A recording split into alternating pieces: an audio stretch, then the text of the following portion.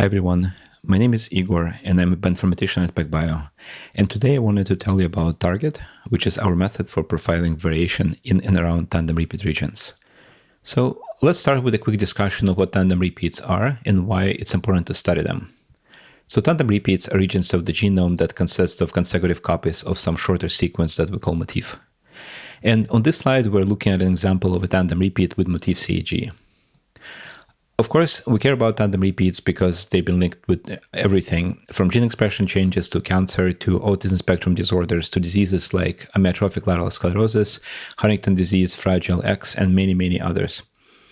Another important and maybe not as widely appreciated reason to care about tandem repeats is that they just contribute a lot of variation to our genomes. And by some recent estimates, about 70% of structural variants longer than 50 base pairs occur within tandem repeat regions. And the kind of variation that you may see in tandem repeat regions can be very diverse. It includes large repeat expansions, so these are situations where a repeat that is typically relatively short expands and becomes long and in some cases causes disease. There are also well-documented examples of sequence composition changes where the motif of a repeat changes its sequence.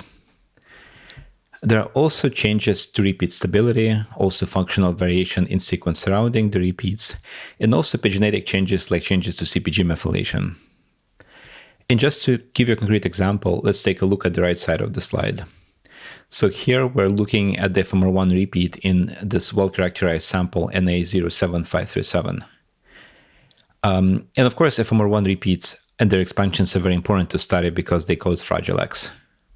So in order to generate this plot, we sequenced this repeat with HiFi, and then from every read that fully spanned this repeat, we extracted the sequence of the repeat. Then we stacked those sequences on top of each other and sorted them by size.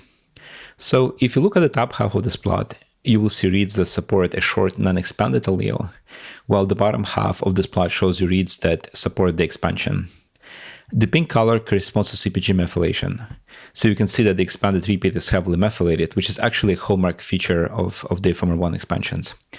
And another feature of FMR1 expansions is mosaicism. So what this means is that the exact size of the expanded repeat can change from one DNA molecule to another. And we definitely see evidence of this mosaicism in the sequencing data. So in some reads, the size of the expanded repeat is just a little bit over 800 base pairs, while in other reads, it approaches 1200 base pairs. So that's quite a bit of a spread. So in order to analyze these different types of variation in tandem repeat regions across the genome automatically, we created TRGT, which stands for Tandem Repeat Genotyping Tool. And this slide gives you a quick overview of what TRGT can do. So in order to run TRGT, you need to give it a set of aligned HiFi reads on input, as well as a list of repeats that you'd like to analyze. And then for each specified repeat, TRGT would output the full-length allele sequences.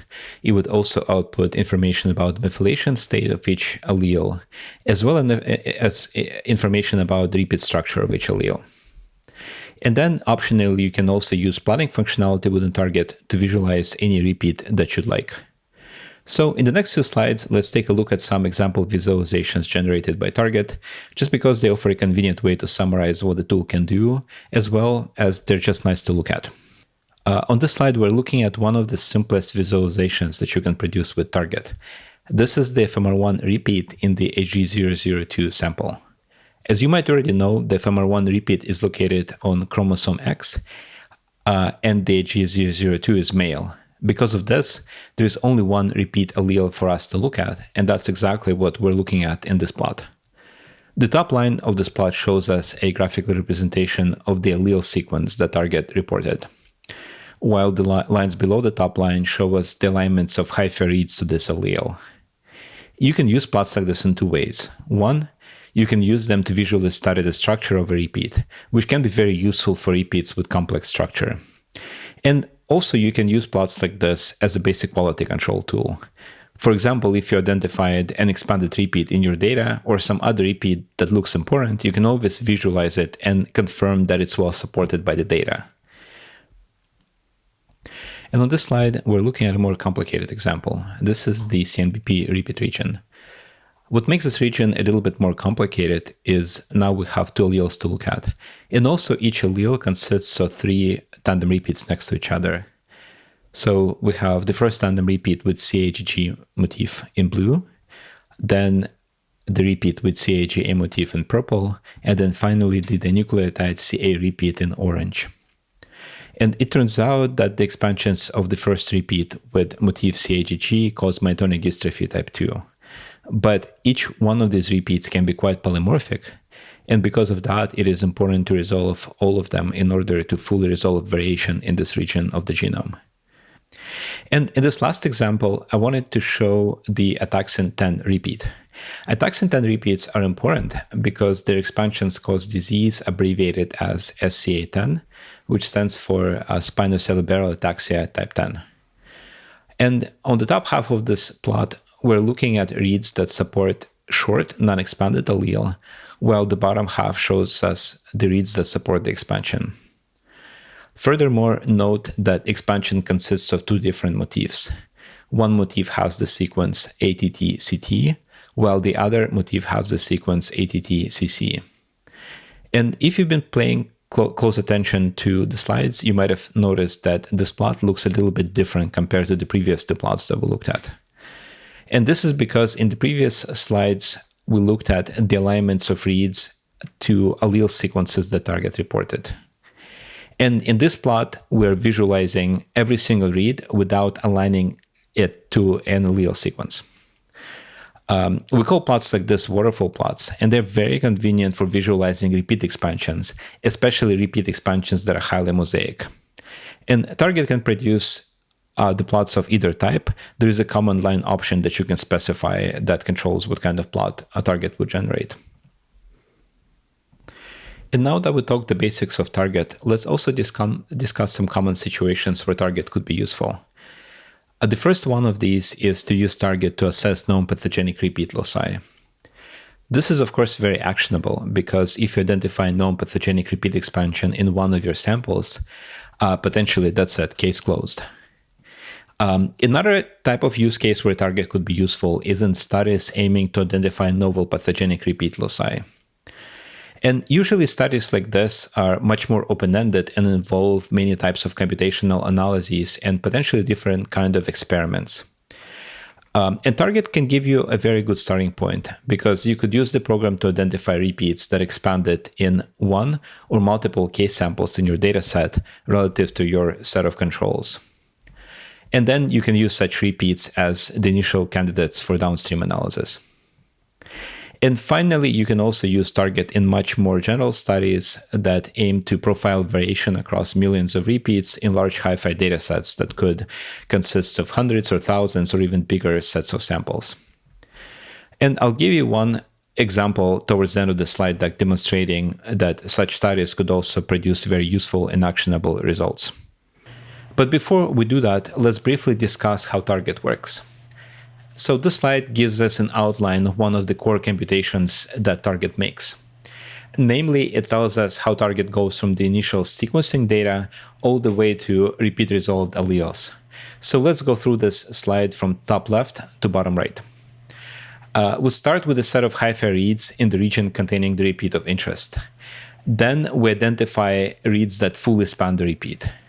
So on the top middle of this slide, the green segments correspond to flanks of the repeat, while gray segments between the green segments correspond to the repeat region itself. And once we identify all of the spanning reads, we cluster them into groups. And then for each group, we determine the consensus sequence, which will become the sequence of the allele that Target reports. And once we determine the sequence of each allele, we analyze its repeat content. And we do that using something called profile hidden Markov models. And one example of such models is given in the middle of this diagram. We won't go too deep into this, but I just want to say that these profile hidden Markov models allow us to compare any given allele sequence to a set of perfect repeat consisting of a given set of motifs. And this allows us to identify perfect and imperfect copies of each motif on each allele. And in this case, it allows us to say that our first allele consists of a stretch of CAGs, while the long allele consists of a stretch of CAGs followed by a stretch of CAAs. Of course, for the STOI example, using hidden Markov models might be an overkill, but for more complex repeat regions, they're extremely useful. And if you'd like to try Target, you can access it on GitHub at this URL. This URL contains the full source code of the program, as well as Linux binaries that should run on most Linux systems and documentation. Target is a single program, but it includes multiple commands that do different things. And this diagram shows us how some of these commands relate to each other. So let's go through it from left to right. Suppose you start with your data set consisting of sequencing data for 1, 2, 3, or potentially thousands of samples. Then you would use target genotype command to genotype all of the repeats that you're interested in every single sample individually. Once you're finished doing this, you can use target merge command to combine all of the per sample results into a single database that contains information about every single repeat across all of your samples. And here I'm putting database in quotes because it is really just a multi-sample VCF file. But I think it's fair to say that, that it is a kind of database. And then optionally, you can also use target plot command to visualize any repeat that you might like to see. So once you do all this, you can then do further analysis and, for example, profile the lengths of the repeats in your data, or their sequence composition, or their methylation, or other types of variations. And these further analyses are not part of Target, but we're actively building different computational workflows to automate these different types of analyses. So if this is something that you're interested in, please reach out. We'll be very happy to share our plans and potentially even share preliminary versions of these workflows, if they're mature enough. And this concludes our overview of Target. So in the last couple of slides, I just wanted to highlight some recent studies that use Target. This first study was led by Matt Danzi and Stefan Zuckner's lab at the University of Miami. And Matt and his colleagues used Target to resolve 3.6 billion tandem repeat alleles at the sequence level.